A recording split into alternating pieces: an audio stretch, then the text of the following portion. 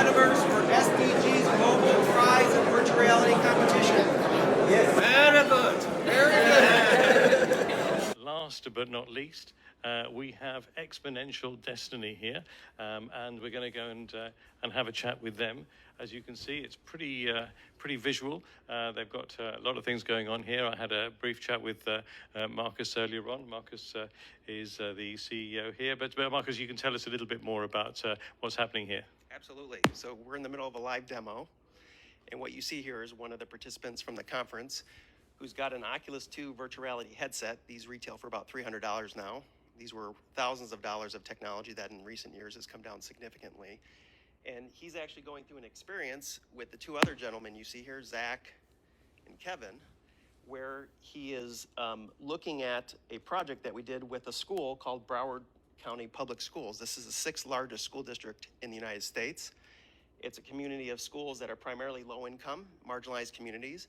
And what we did at Exponential Destiny is we work with schools to help them utilize the new tools associated with the metaverse. Specifically, our focus is the democratization of this technology is allowing teachers and students to engage in learning experiences that are immersive and experiential, which have been proven through efficacy studies to be highly effective, complemented with classroom and/or digital. And therefore, we're experimenting with proof of concepts with schools to do this. This is actually a lesson plan that we created that they're going through right now. And this lesson plan that the Broward County School District selected was, we have trouble getting students engaged with the topic of how to financially plan each month. Okay.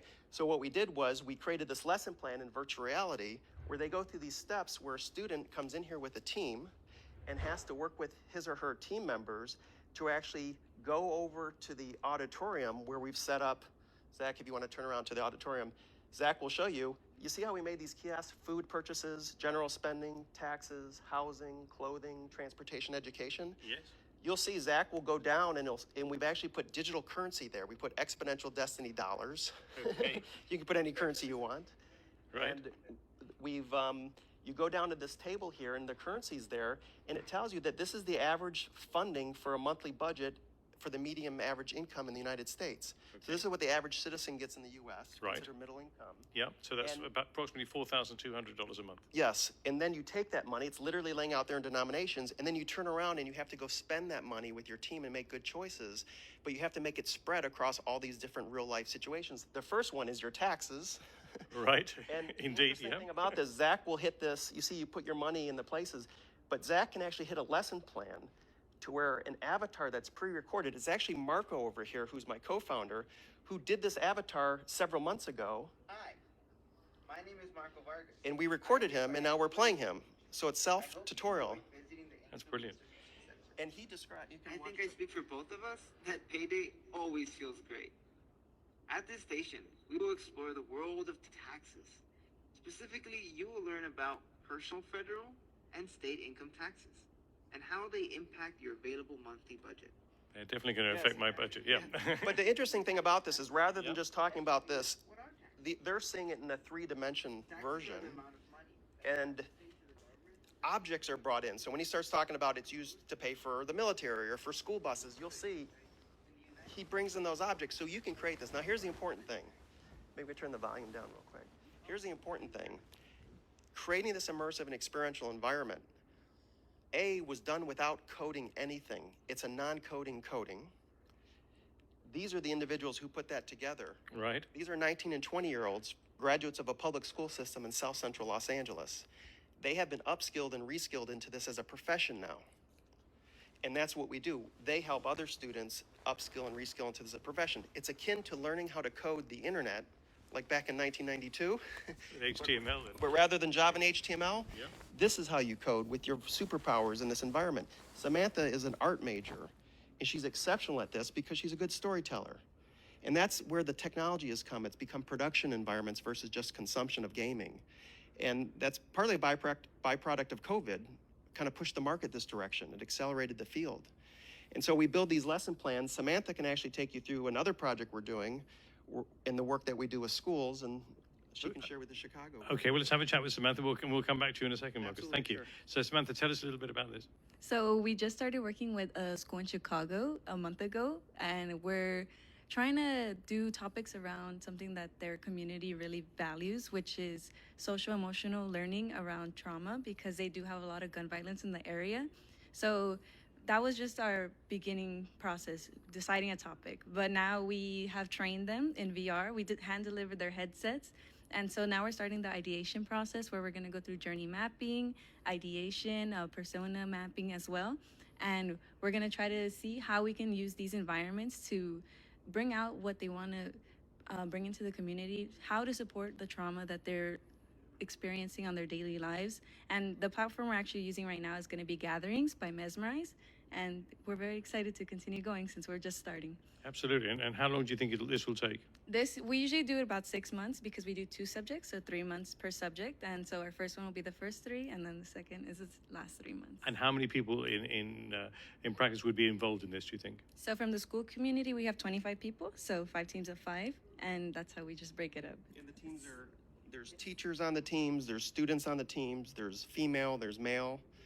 And so I give a shout out to the Chicago school system. It's a great school system. They actually had, it's interesting because when I asked the principal, Charles Anderson, who's a really well-loved principal in the Chicago community in a really tough neighborhood, when I asked him, what's a topic you get to choose 2? He saw that they've done financial literacy. By the way, schools can exchange these lesson plans. We can just copy and paste that from Florida to Chicago. Do you see how we can share? It's the future of education, in my opinion. But we asked Charles Anderson, what topic is important to you? And it was interesting. He said, well, you know what, Marcus, what the top of all of our minds is we just had a student that was shot and killed by gun violence, and the school is very depressed about it. What do you think about using it for that purpose? I said, well, look, it's a sensitive topic. However, I know Skip Izzo, who's the person at University of Southern California who spent 10 years researching post-traumatic stress syndrome using virtual reality with veterans from war. There's a lot of research in this space. I also know Caitlin Krause, who teaches at Stanford University, social and emotional learning. Why don't I bring them on and they can coach you guys a little bit? Still want to experiment. It's okay, we're not afraid to fail, but at least they can give you some guardrails on how to think about this topic, because they're going to take the next few months. Like, I'll give you one example. One of the teams has already decided they're going to build a memorial to celebrate the lives of their friends that they've lost, maybe as a way to go in and see videos and pictures and put digital flowers down. No, who knows? Maybe that's a good idea, maybe that's not a good idea, but that's what we do is we experiment, and then we ameliorate those designs to a final version that we think is valuable to the school.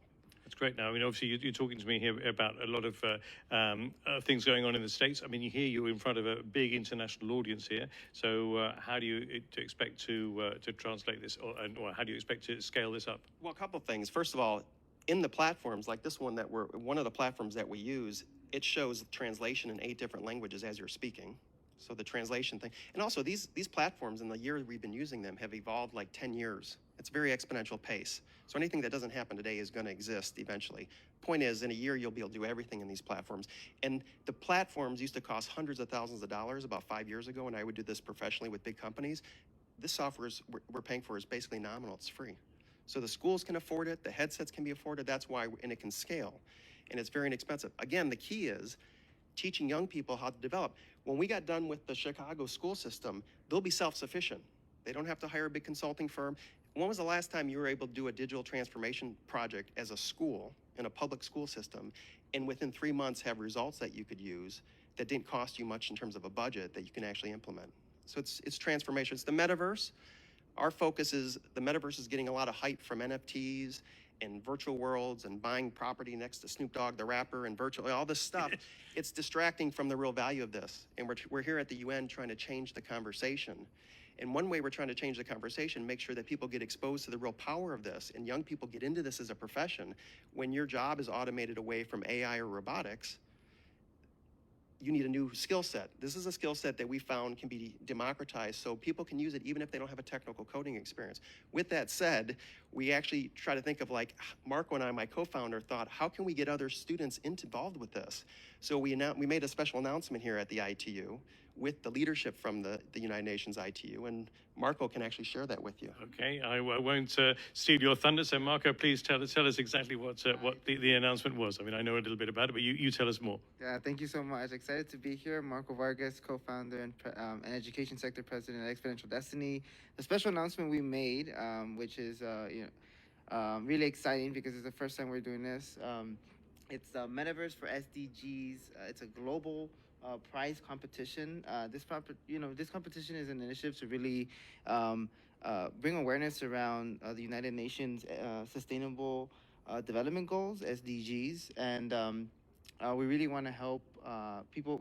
I want to invite my team, and I want to invite young people from all across the world to compete in this competition because they can explore the educational capabilities of virtual reality, and we're doing it in a way where like folks can literally it's a gamified process. They can explore an area of their interest, right? For example, I personally will be exploring the quality of education, right? Similar to what we've been doing in the United States. That's SDG number 4. That's SDG number 4 exactly, and it's really quite easy to apply online. There's a website, sdgmetaverseprize.org, has all the information. One thing that I will note is that we are committed to diversity, equity, and inclusion, and by that, it's like if there's like a low income, if you are a low income student or no low income students who want to participate, we're committed to making sure that you have the software and hardware and mentorship available to you. So that's where like we welcome you really to contact us at info@sdgmetaverse.org, so that way we can provide you with the resources that can help you be successful in this competition. And there's an actual cash prize to each SDG prize that's funded by our generous supporters, which I'll go ahead and send it back to Marcus to talk a little about. Yeah, Okay. we'll just conclude Sure. with showing, Far, 'cause far away. a lot of people who are watching live want to know about the money. Although, when we launched the competition, we weren't going to even put money on it because our goal as a nonprofit is have fun, get a team. You could be in France and organize and get a team member from Africa. You don't have to be in the same physical location even. 2 people to 6 people per team, 14 to 18-year-olds and 19-year-olds and above, 2 to age categories. Like Marco said, pick an SDG that you're passionate about. We want to then have you take 5 months to build out an environment, just like we did, non-coding coding, where you create these environments to build education, awareness, and empathy for that sustainable development goal. Why? Because there was a study done by PricewaterhouseCoopers that showed virtual reality learning when compared to classroom cohorts and digital online learning through an efficacy study they performed in 2020, which is a long time ago, so it's gotten better since then. 4 times faster to train in virtual reality than in a classroom. 275% more likely to act on an issue, the students reported. These are 17 issues that we care passionately about with the UN. Why don't we bring them to life by creating an SDG metaverse? Okay, so we're going to crowdsource the world to produce that. The teams own all their intellectual property. We're a nonprofit. It's meant to be a social impact objective here. But the fun part is we have some really nice sponsors that have stepped up to the plate to say, we'll put some money into this. So the Honest Company, which is a company, the business executive Jessica Alba, who is an actress as well. Indeed. Her and Nick Vallejos, the CEO at Honest Company. I've known Nick for a while, and he was gracious enough to say, you know what, that's very core to all of our values. SDG number 12, responsible consumption and production. That's the basis of their whole company. And what do Honest do? $30,000, including supporting this beautiful booth we have and the lunch we had. So Sorry, no, but what do they do as a company, Honest? Oh, sorry. The Honest Company produces products, consumer products, but they do it with a really sustainable mindset and a very transparent mindset. That's the whole core of their essence. And they launched a whole business off of that. Jessica Alba, when she had children, she realized it was difficult to make sense of the products that were out there. As a mother, I can relate as a father.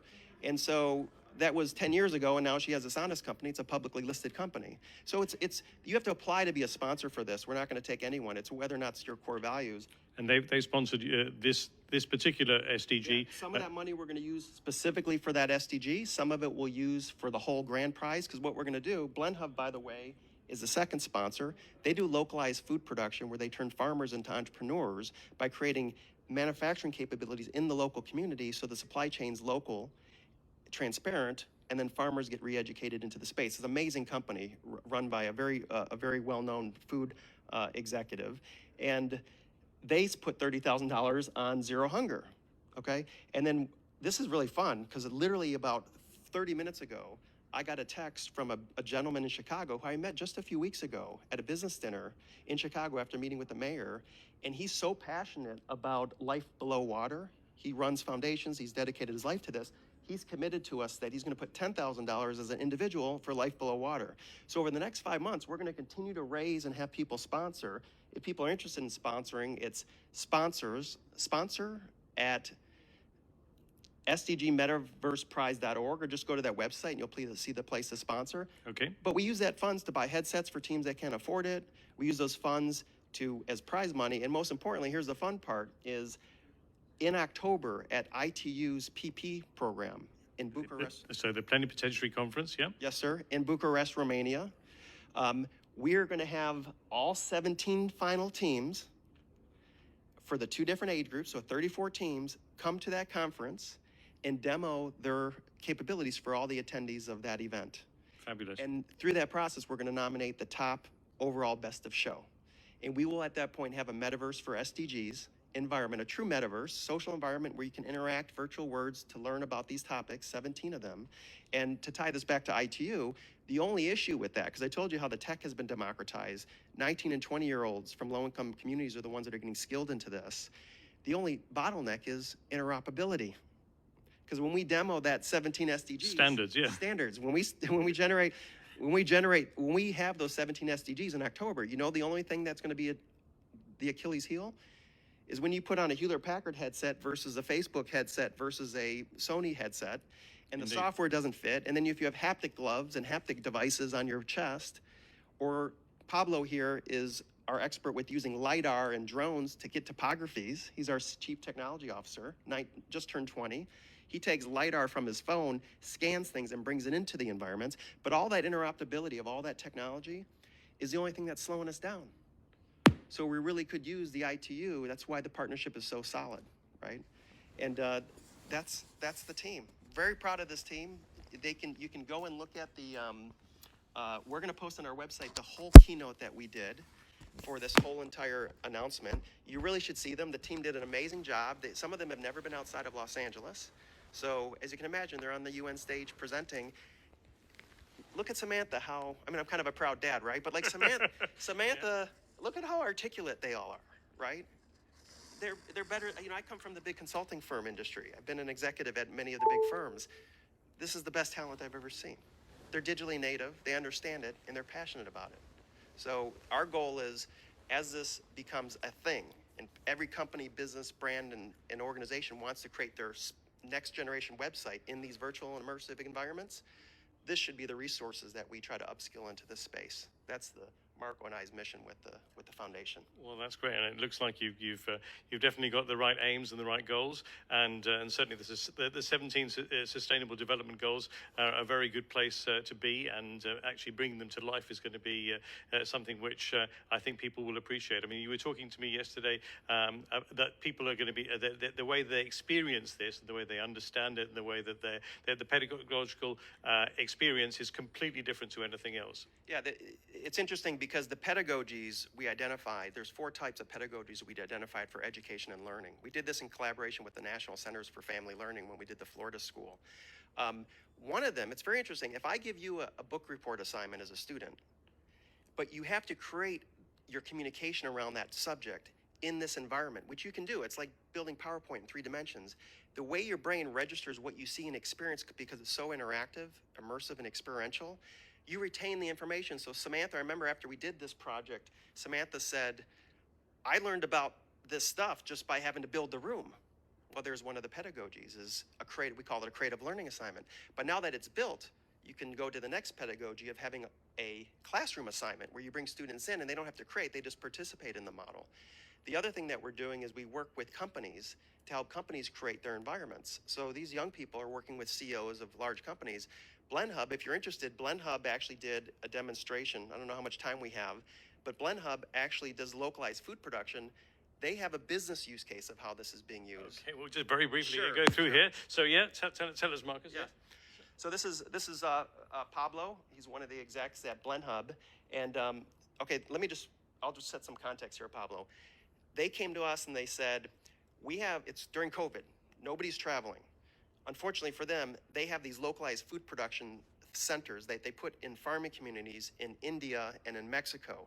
So to get an investor to want to invest in one of these production equipment that goes into these farms, they'd have to fly them all the way over there. That wasn't happening with COVID. Sure. Also, it's expensive to do that. So they're like, we'd love to take someone on a virtual tour of a farm into our factory that we build for them and see what it looks like before we've actually done it.